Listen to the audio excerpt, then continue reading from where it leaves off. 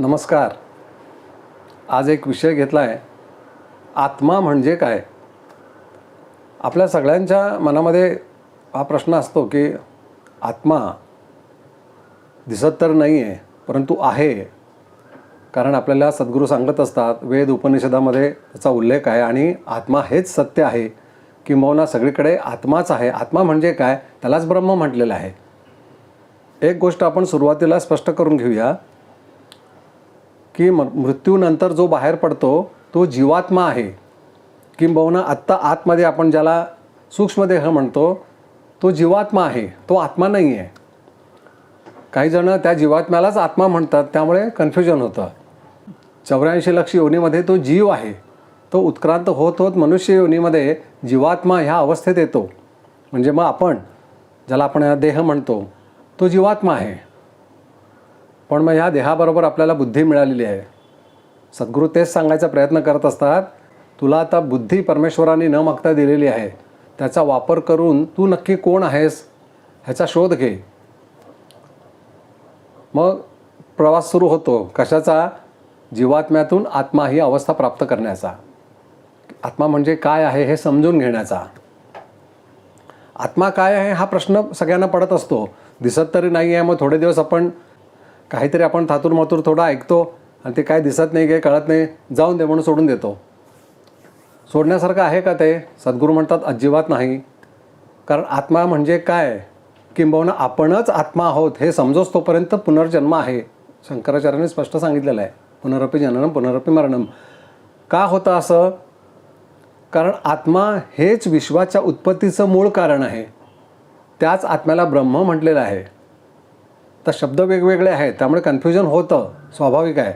Consciousness awareness म्हटलेलं आहे. इंग्रजीमध्ये आपण ज्या वेळेला हा विषय सगळा समजून घ्यायला लागतो त्याच्यामध्ये consciousness awareness, witness consciousness is the fundamental truth of this universe म्हणतात.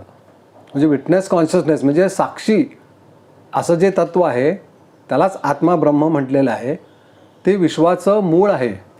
अनचेंजिंग विटनेस कॉन्शियसनेस म्हटले म्हणजे न बदलणारं स्थिर असं तत्व, साक्षी तत्व जे आहे त्याला आत्मा म्हणतात. परंतु ते कसं आहे, त्याचं काही वर्णनातीत आहे.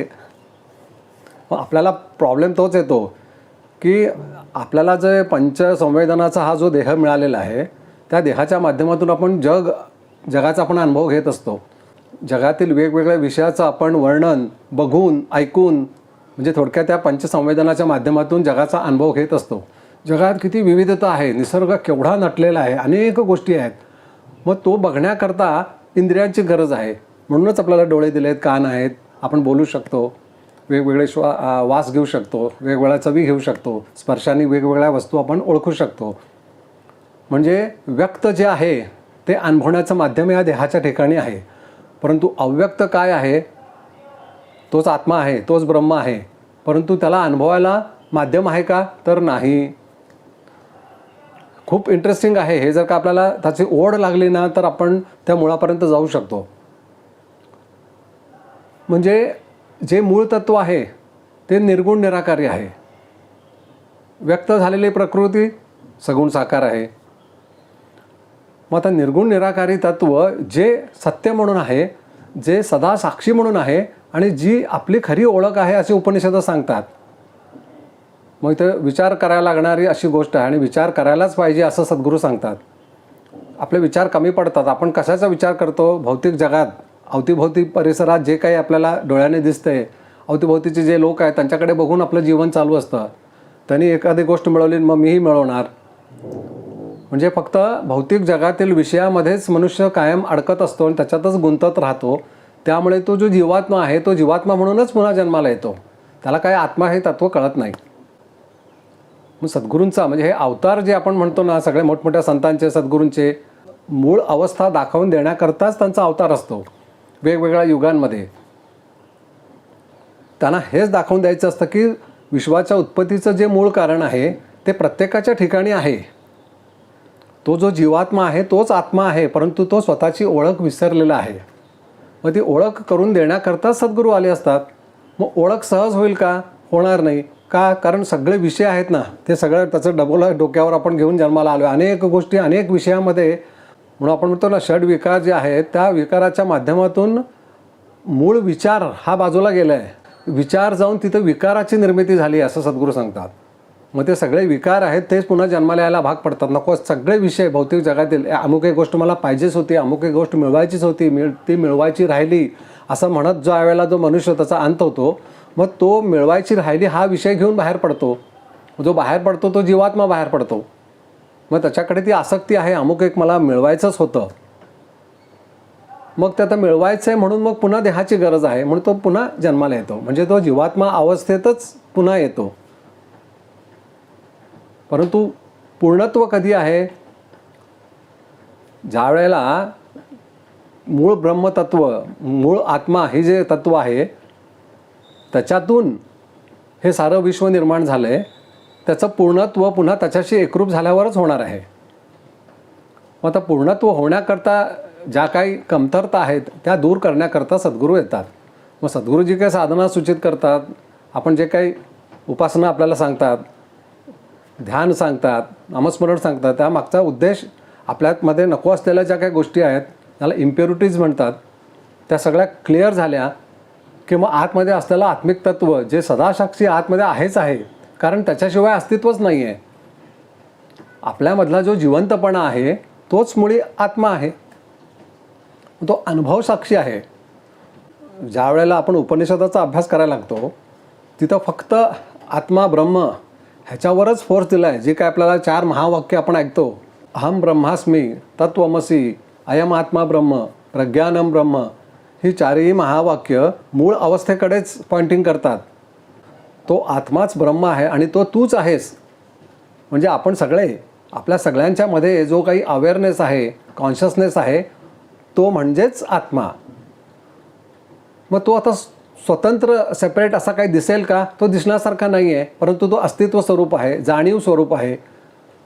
मग त्या आत्म्याचं वर्णन कसं केलेलं आहे? वर्णनातीत आहे प्रत्यक्षात, परंतु त्याचं वर्णन आहे. म्हणजे कसं? त्याला काहीतरी एक स्वरूप असेल ना. स्वरूप म्हटलं की आपण लगेच आपलं माइंड काय करायला लागतं? त्याला एक आकार द्यायला बघतं. तो अशा अशा आकाराचा असेल, तसा असा असा अनुभव येईल, तर तो तसा कशामध्येच तो बसत नाही. म्हणून आत्मा काय हे कळत नाही, परंतु तोच आहे, कारण सगळ्याच्या मुळाशी आत्मा आहे. आत्म्याशिवाय कशाला अस्तित्वच नाही आहे. आपण मागच्या भागात समजून घेतलं की आत्मा आतमध्ये नसून आपण आत्म्यामध्ये आहोत, आपल्यामध्ये आत्मा नाही आहे. म्हणजे ब्रह्म, जीवात्मा आतमध्ये आहे, त्यालाच अज्ञान म्हटलेलं आहे. विचार, कल्पना, भावना, माझ्या ज्या काही थॉट्स आहेत, मला जे काही जगाकडून अनेक गोष्टी मिळवायच्या आहेत, ह्याचं जे काही आतमध्ये मिश्रण आहे सूक्ष्म देहाचं, त्याला जीवात्मा म्हणतात. मृत्यूनंतर तोच बाहेर जाणार आहे, आत्मा नाही.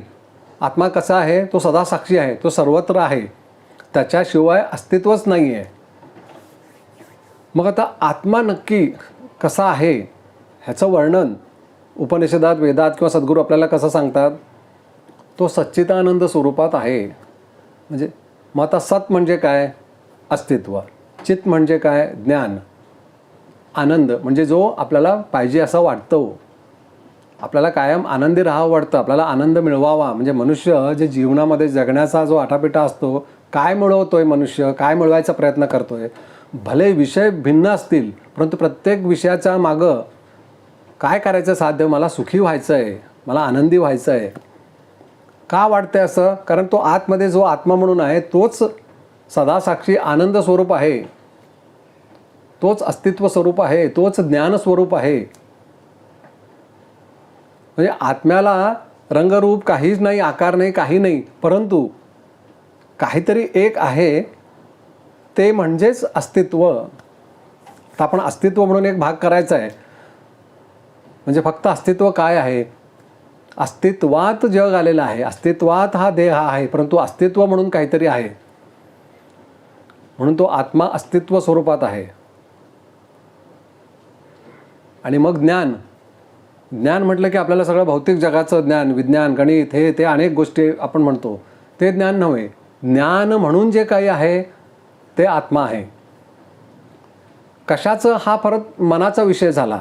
मी अमुक अमुक गोष्टीचं ज्ञान घेतोय. प्रत्येकाचे विषय वेगवेगळे असतात अभ्यासक्रमाचे, परंतु मूळ ज्ञान म्हणून जे काही आहे तो आत्मा आहे.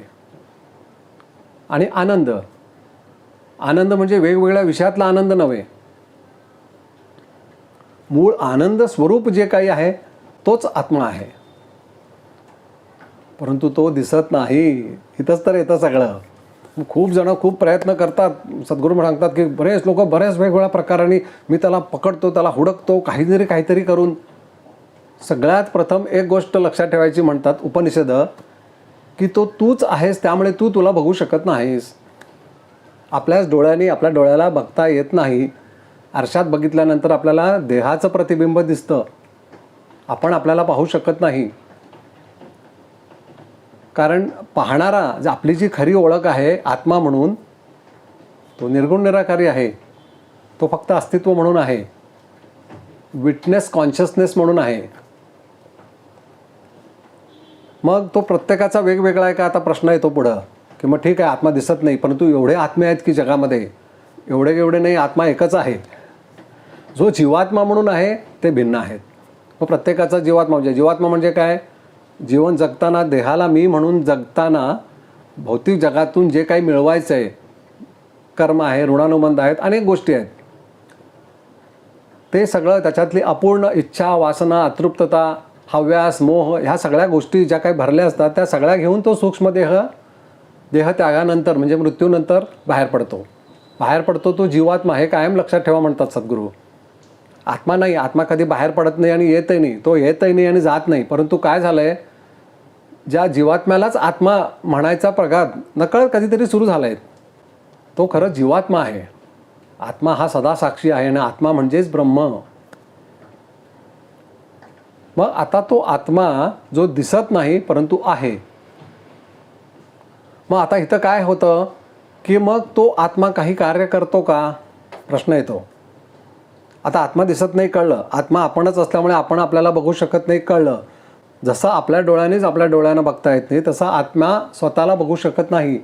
कारण ती बघण्यासारखी गोष्ट नाही आहे, कारण तो आपणच आहोत. मीच मला कसं बघणार. आणि सगळ्यांचा आत्मा एकच आहे, म्हणजे जाणीव, कॉन्शियसनेस, अवेअरनेस म्हणतो. जसं एकदम सोपं करून सांगायचं म्हणजे मी आत्ता जिवंत असल्याची मला जाणीव आहे, मला देहाची जाणीव आहे. आपल्या सगळ्यांना असते, हो मला देहाची जाणीव आहे, कळतं आहे ना, म्हणजे जाणीव होती आहे ना की मी अवेअर आहे म्हणून, कॉन्शियस आहे म्हणून. हां, मग थांबा म्हणतात तिथंच, ती जाणीव म्हणजेच आत्मा. मग विचार कोण करतं, विचार आत्मा नाही करत, विचार मन करतं. म्हणजे मनाच्या ठिकाणी विचार निर्माण होतात जगाकडे बघून वेगवेगळे विषय. मग लक्षात ठेवणं हे बुद्धीचं काम आहे. या इंद्रियाच्या माध्यमातून आपण जगाचा अनुभव घेत असतो. मग जगाचा अनुभव घेण्याकरता हा देह आहे. देहाला नथिंग बट बायोलॉजिकल इन्स्ट्रुमेंट म्हटलं आहे. ते एक इन्स्ट्रुमेंट आहे. कशासाठी, जगाचा अनुभव घेण्याकरता. अनुभव कोण घेतं आहे, आत्मा घेतो आहे. हेच तर सगळ्यात महत्त्वाचं आहे. अनुभव कोण घेतो आहे, आत्माच घेतो आहे. जगाची निर्मिती कशातून झाली, आत्म्यातूनच झाली. म्हणजे ब्रह्म ह्या अवस्थेतूनच तात्पुरती उत्पत्ती, स्थिती, लय अशा स्वरूपात जगाची निर्मिती झाली आहे. मग आता निर्मिती झालेल्या जगाचा अनुभव घेण्याकरता काहीतरी माध्यम पाहिजे की नाही, काहीतरी इन्स्ट्रुमेंट पाहिजे की नाही. हां, मग ते इन्स्ट्रुमेंट म्हणजेच हा देह आहे. पण ह्या देहाच्या ठिकाणी नकळत तो जो जीवात्मा आहे त्यालाच अज्ञान म्हटलेलं आहे. खरं म्हणजे तो आत्मा आहे, परंतु त्याला कळत नाही. त्यामुळे मी कोणीतरी वेगळा आहे म्हटलं की तिथं तो अहंकार. या देहावर त्या आत्म्याचं प्रतिबिंब पडल्यामुळे देहाला कोणीतरी मी वेगळा आहे. जसं मडक्यात सूर्याचं प्रतिबिंब पडल्यानंतर त्याला स्वतंत्र अस्तित्व आहे असा भास निर्माण होतो किंवा तसं वाटतं, तसं देहाला कोणीतरी मी आहे असं वाटतं. परंतु प्रत्यक्षात तो जो साक्षी आहे तो सर्वत्रच आहे. त्याच्यामध्ये देह आहे. सारं विश्व आणि देह म्हणजे निर्माण झालेलं विश्व आणि त्या विश्वाचा अनुभव घेणारा देह हे सगळंच त्या आत्म्यामध्ये आहे. म्हणजे ब्रह्म ह्या अवस्थेमध्ये आहे. पण आता तो आत्मा म्हणजे काय हे आता आपल्याला थोडं लक्षात आलं. ते एक असं तत्व आहे जे प्रत्यक्षात डोळ्यांनी आपण त्याला बघू शकत नाही. कारण त्याला बघण्याकरता किंवा त्याचा स्वतंत्र अनुभव घेण्याकरता कुठलंच माध्यम नाही आहे. कारण ते आपणच आहोत. तोच अनुभव घेतो आहे म्हणून तो दिसत नाही. उपनिषद खूप छान स्पष्टीकरण करतात. तो का दिसत नाही किंवा तो का अनुभवता येत नाही, कारण तो मीच आहे. आपण सगळेजण आत्मस्वरूपच आहोत. परंतु अज्ञानामुळे आपण देहाला मी म्हणत असल्यामुळे, मी म्हणजे कोण, देह, परंतु आपण तो विषय समजून घेतला आहे. एक बदलणारा आहे आणि एक न बदलणारा आहे. बदलणारं आपल्याला अनुभवास कधी येतं? एखादी गोष्ट बदलती आहे ही कशी कळती? आपण स्थिर राहिलो तर कळती. आपण स्टेशनवर उभ्या असतो म्हणून समोरनं गेलेली गाडी आपल्याला कळते, आपण मागं समजून घेतलं आहे. एखादी वस्तू समोरनं गेलेली आपण स्थिर असतो म्हणून कळतं. आपण त्याच्याच वेगाने जर का चाललो तर कळत नाही. मग स्थिर काय आहे? तर तेच आत्मिक तत्व आहे. म्हणून आपल्याला बदल अनुभवता येतोय. जन्माला आल्यापासून आत्तापर्यंत झालेले बदल देहाच्या ठिकाणी, मनाच्या ठिकाणी, विचाराच्या ठिकाणी, अवतीभोवतीच्या परिसरात, तो बदल का अनुभवता येतोय? कारण आत आत्मा स्थिर आहे, तो साक्षी आहे, तो विटनेस कॉन्शियसनेस आहे. अशा स्वरूपात समजून घेतला तर तो आत्मा कळतो. तो बोध स्वरूप आहे, त्याचा बोध होऊ शकतो. त्याचा स्वतंत्र अनुभव नाही आहे, कारण तो आपणच आहोत. म्हणून सद्गुरूंनी सूचित केलेली साधना करून आपली आंतरिक अवस्था जसजशी शुद्ध होत जाते, त्याला वंदनीय दादांनी विकसित अवस्था म्हटलं आहे. मग विकसित अवस्थेच्या माध्यमातून नकळतपणे सूक्ष्म जग, सूक्ष्म देह आणि मग त्याच्या मागं असलेलं ब्रह्मतत्व हे सहज आपल्याला अनुभवता येतं. अनुभवता येतं म्हटल्यापेक्षा तेच आपण आहोत त्याचा बोध होतो. ते स्वतंत्र अनुभव नाही आहे त्याचा. कारण समजा मला ब्रह्म अनुभवायला मिळायला लागलं, आपल्याला आत्मा अनुभवायला मिळायला लागला, ह्याचा अर्थ आपण आणि आत्मा ह्या दोन्ही गोष्टी भिन्न होतात. जसं मी आता अंगावर घातलेला शर्ट ह्याचा मी अनुभव घेतोय, जसा देहाचा अनुभव घेतोय, म्हणजे मी कोणीतरी वेगळा आहे आतमध्ये. मग मी जर का आत्म्याचा अनुभव घ्यायला लागलो, ह्याचा अर्थ अनुभव घेणारा वेगळा आणि आत्मा वेगळा असं होईल. आत्म्याचा कधीच अनुभव घेता येत नाही, कारण आत्मा म्हणजेच आपण आहोत. म्हणून उपनिषद म्हणतात, जो म्हणेल की मी अनुभव घेतला आहे, होऊच शकत नाही. कारण अनुभव घेणारा पुन्हा स्वतंत्र वेगळा आतमध्ये राहतो शिल्लक. मी आत्म्याचा अनुभव घेतला आहे. आत्मा हे एक असं तत्व आहे ज्याचा अनुभव म्हटल्यापेक्षा ते तत्व किती शांत आणि स्थिर आहे हे कुठेतरी ध्यानामध्ये नकळतपणे त्याची जाणीव होती काही क्षणापुरती, की ते एक अशी काही शांतता आहे, असा काय आनंद आहे. म्हणून आपण म्हणतो की सच्चिदानंद असं जे काही आपण सद्गुरूंना नामकरण देतो, ते सच्चित आनंद अशा स्वरूपात ते असतात. कारण त्यांना ते स्वरूप कळलेलं असतं म्हणून आपण म्हणतो. मग ते आपल्या सगळ्यांना मिळावं म्हणून आपण त्यांनी सूचित केलेली साधना करत असतो, किंवा करायची असती, किंवा करायलाच पाहिजे. कारण त्याशिवाय आपल्याला ते मूळ तत्व कळणारच नाही आणि मग त्याचा जो आनंद आहे तो मिळवता येणार नाही. म्हणून हे ध्यानात बसलेले त्या ध्यानातून खाली उतरवायला नको म्हणतात. कारण त्या ध्यानामध्ये जो काय आनंद आहे तो परमानंद आहे, तो सच्चित आनंद आहे. या अगोदर आपण एक एपिसोड केला होता की ब्रह्मसत्य जगन मिथ्या. मिथ्या का म्हटलेलं आहे? ते अवलंबून असलेलं अस्तित्व आहे. कुणावर अवलंबून? आत्म्यावर, ब्रह्म या अवस्थेवर. ब्रह्म हे एकच सत्य आहे, म्हणजे आत्मा हे एकच सत्य आहे, ते कधीच बदलत नाही. मिथ्या म्हणजे काय? ते नाही असं नसून ते अनुभवणाऱ्यावर अवलंबून आहे. मग अवलंबून असलेलं अस्तित्व हे मिथ्या असतं. अशा स्वरूपात जगाचं अस्तित्व हे मिथ्या म्हटलेलं आहे. मिथ्या म्हणजे नाही असं नाही आहे, ते सुद्धा ब्रह्मच आहे. बऱ्याच लोकांच्या मनात तोही कन्फ्युजन असतं कायम की हे मिथ्या म्हटलेलं आहे. मिथ्या काय? आम्ही डोळ्यांनी बघतोय की जग? तसं नाही आहे, ते जगसुद्धा ब्रह्मच आहे. म्हणजे जग जन ब्रह्म होई म्हटलं आहे सद्गुरूने, ते उगीच नाही. फक्त अज्ञान आहे सध्या. अज्ञान काय आहे? मी देह आहे आणि देहाच्या ठिकाणी मन, बुद्धी, त्या मनामध्ये अनेक विषय आहेत, जगाविषयीचे अनेक गोष्टी मला मिळवायच्या आहेत. त्या मिळवायच्याच म्हणूनच जन्म झाला आहे. त्या काही पूर्ण होणार नाही आहेत, तेही आपल्याला कळत असतं. किती इच्छा अपेक्षा की जरी एखादी मनासारखं एखादी घडलं तरीसुद्धा मन गप्प बसत नाही, मन शांत कधीच होत नाही. मन लगेच दुसऱ्या विषयाकडे धावायला लागतं. मग तो पहिला आनंद संपुष्टात येतो आणि परत नव्याने आनंद हुडकणं, हा जो कारभार आहे तो कारभारी मन. मग ज्यावेळेला मनाचा लोप होतो, मन ज्यावेळेला शांत होतं, त्यावेळेला ते ब्रह्मतत्व, आत्मिक तत्व, त्याची जाणीव होती. त्यावेळेला आत्मा म्हणजे काय हे कळतं, त्याचा बोध होतो. दिसत नाही, परंतु तो आहे आणि तोच सर्वत्र आहे असा बोध होतो. असं उपनिषद सांगतात, असं सद्गुरू सांगतात. म्हणजे किती महत्त्वाचा विषय आहे हा. म्हणजे आपल्याला ह्या सगळ्या विषयाची ओढ लागावी म्हणून सांगण्याचा हा उद्देश आहे. तो दिसत नाही. जो प्रवासी आहे तो जीवात्मा आहे. आत्मा हा अविनाशी, अमर असं जे तत्व आहे, जे सदासाक्षी, जे कायमस्वरूपी आपल्यामध्ये अस्तित्व म्हणून आहे.